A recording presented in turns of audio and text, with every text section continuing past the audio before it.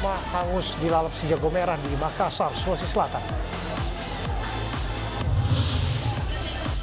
Polisi rilis sketsa wajah 2 terduga pelaku penembakan pengusaha di Kelapa Gading.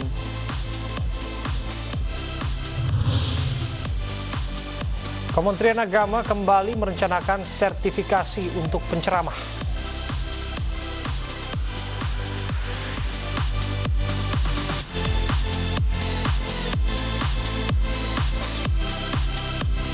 Halo, selamat sore pemirsa. Demikian tadi berita pilihan Ani Sore yang akan menemani Anda selama 2 jam ke depan.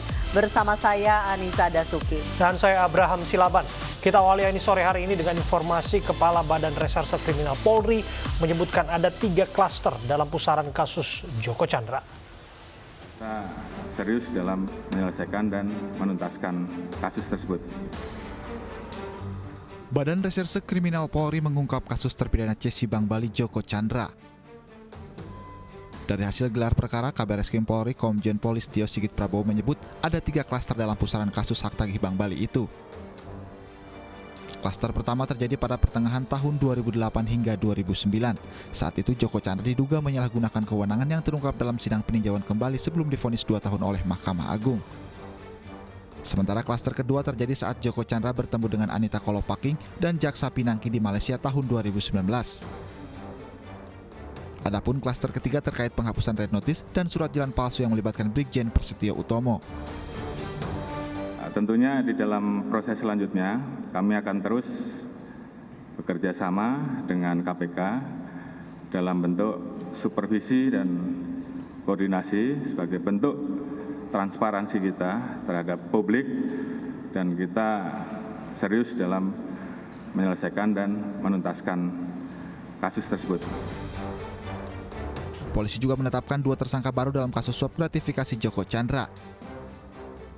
Masing-masing adalah mantan Kepala Divisi Hubungan Internasional Polri Irjen Pol Napoleon Bonaparte dan pengusaha berinisial TS.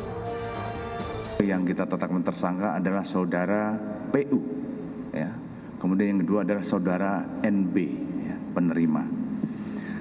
Selaku penerima kita kenakan pasal 5 ayat 2, kemudian pasal 11 dan pasal 12 huruf A dan B kecil, Undang-Undang Nomor 20 Tahun 2002 tentang Tipikor. Total polisi menetapkan 5 orang sebagai tersangka dalam kasus Joko Chandra. Kelima tersangka ini diketahui setelah gelar perkara yang dihadiri Divisi Profesi dan Pengamanan Polri, Irwasum Polri, dan pejabat Komisi Pemberantasan Korupsi. Dari Jakarta, Tim Liputan iNews melaporkan.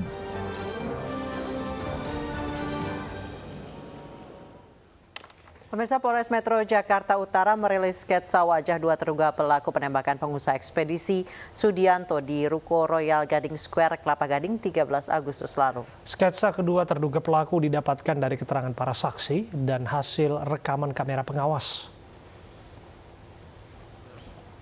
Dari pemeriksaan sejumlah saksi dan rekaman kamera pengawas di lokasi kejadian, polisi membuat sketsa wajah terduga pelaku. Sketsa pria bermasker dan bertopi merupakan eksekutor penembakan. Sementara pelaku lainnya tanpa masker merupakan pembantu eksekutor saat melarikan diri dengan sepeda motor. Pihak keluarga mengaku tidak mengenal kedua pria dalam sketsa tersebut. Pihak kepolisian hingga kini masih memburu kedua terduga pelaku. Berdasarkan hasil otopsi jenazah diketahui terdapat 3 luka tembakan di bagian punggung dan kepala belakang. Sejauh ini 13 saksi telah diperiksa, mulai dari rekan kerja, satpam komplek, tukang parkir, tetangga, hingga keluarga korban. Dari hasil olah TKP, 7 unit kamera pengawas turut disita. Kami juga sudah berkoordinasi dengan tim Pusinafis, kemudian dari laboratorium forensik juga, kemudian kami mendatangkan juga ahli untuk sketsa wajah, dan kami pada siang hari ini akan menyampaikan sketsa wajah dari pelaku yang kita duga melakukan penembakan maupun yang membantu peristiwa tersebut, ya ini eksekutor dan yang pembantunya. Ini untuk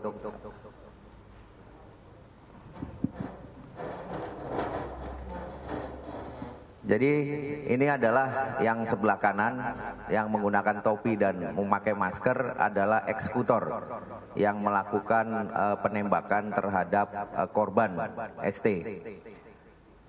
Kemudian yang sebelah kiri yang tanpa menggunakan masker, jadi kebetulan ada saksi yang kebetulan mengetahui bahwa dua orang ini memang sudah cukup lama menunggu di seputaran TKP sebelum peristiwa terjadi. Sehingga dari beberapa saksi yang kami mintain keterangan, ada saksi yang menjelaskan bahwa saksi paham betul bahwa orang yang kemudian diduga melakukan penembakan dan membantunya adalah saksi yang tadi atau sebelumnya bertemu dan mungkin berada di sekitar lokasi. Ya, ini kebetulan yang kedua ini pada saat itu tidak memakai masker. Dan perlu kami sampaikan pada masyarakat, warga yang mengetahui atau melihat ciri-ciri pelaku dengan yang kami sampaikan ini, silakan menghubungi hotline kami di 0811 856 9696. Sebelumnya, Sugianto, pengusaha pelayaran, ditemukan tewas di teras salah satu ruko di Komplek Royal Gading Square. Polisi menyebut pelaku sudah mengintai korban beberapa waktu belakangan sebelum eksekusi.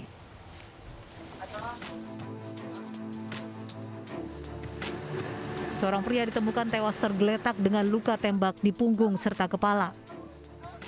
Jasad korban ditemukan di teras salah satu ruko di Komplek Royal Gading Square Kamis siang. Korban diketahui bernama Sugianto, 51 tahun, yang merupakan pengusaha yang bergerak di bidang pelayaran. Dari hasil olah tempat kejadian perkara sementara, diketahui bahwa penembakan atau asal peluru datang dari arah belakang korban. Peristiwa penembakan itu terjadi saat korban ingin pulang ke rumahnya yang tidak jauh dari lokasi kejadian untuk makan siang. Karena letak kantor dengan rumah korban tidak jauh, korban biasa berjalan kaki. Saat korban baru berjalan sekitar 50 meter dari kantor, tiba-tiba datang orang tak dikenal dan langsung menembak korban sebanyak 5 kali. Korban tewas di tempat dan pelaku kabur menggunakan sepeda motor bersama rekannya yang sudah menunggu di lokasi kejadian.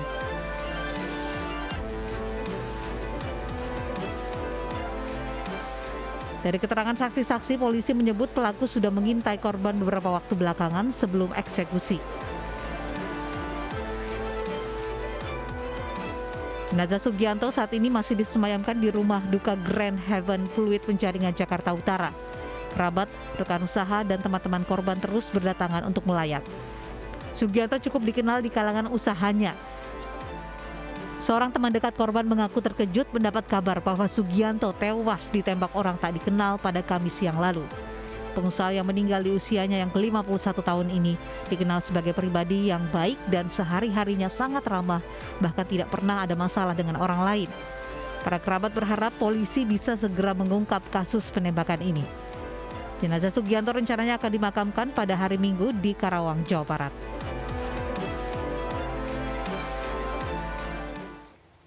Sebelumnya kasus penembakan juga terjadi di wilayah Tangerang Selatan. Polisi terus mendalami motif sebenarnya dari penembakan ulah 3 orang pelaku yang sempat meresahkan warga.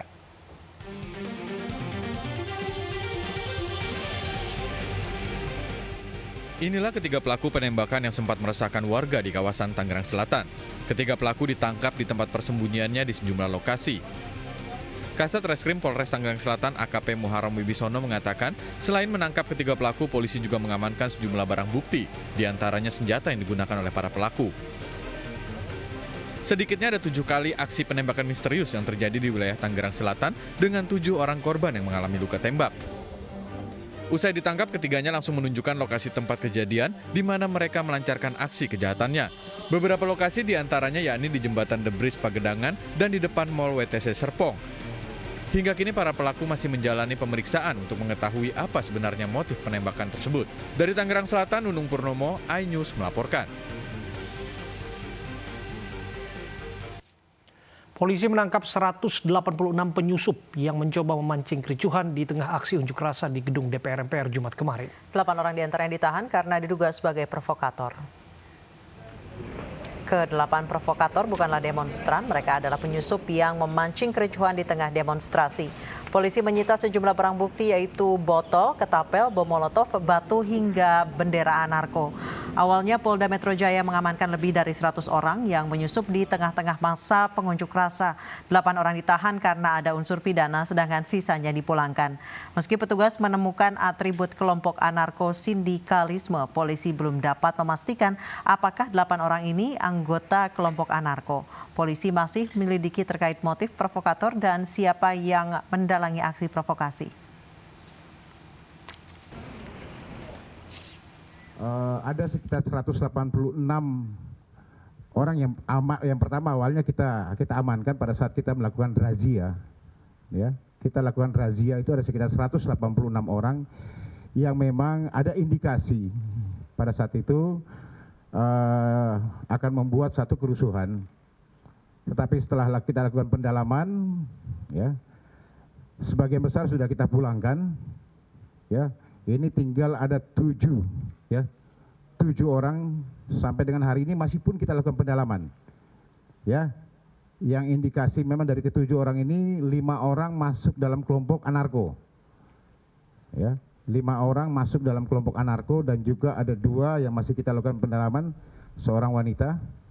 Ya, yang hampir rata-rata kita temukan padanya beberapa barang-barang bukti yang berhasil kita amankan waktu pada saat kita lakukan razia. Termasuk di dalamnya ada teman menyatakan bahwa media menyampaikan apakah memang ada yang membawa bom molotov.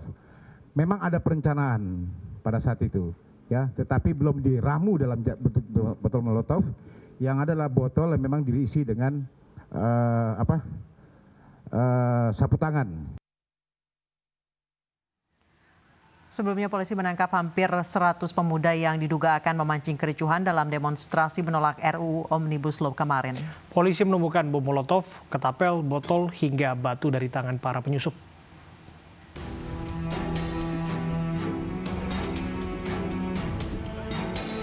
Polisi menangkap sejumlah pemuda dari atas jembatan penyeberangan orang di depan gedung DPR MPR Jalan Gatot Subroto, Jakarta Pusat pada Jumat sore. Karena gerak-gerik mencurigakan, polisi langsung menggeledah tas mereka.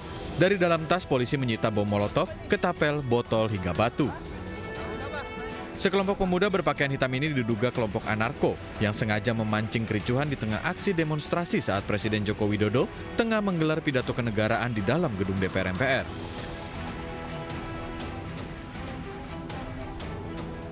Hampir 100 pemuda ini langsung digelandang ke Polda Metro Jaya untuk dimintai keterangan. Diduga mereka akan beraksi anarkis untuk memancing para demonstran di sekitar gedung DPR MPR. Dari hampir 100 pemuda ini, 8 diantaranya ditetapkan sebagai tersangka provokator oleh kepolisian.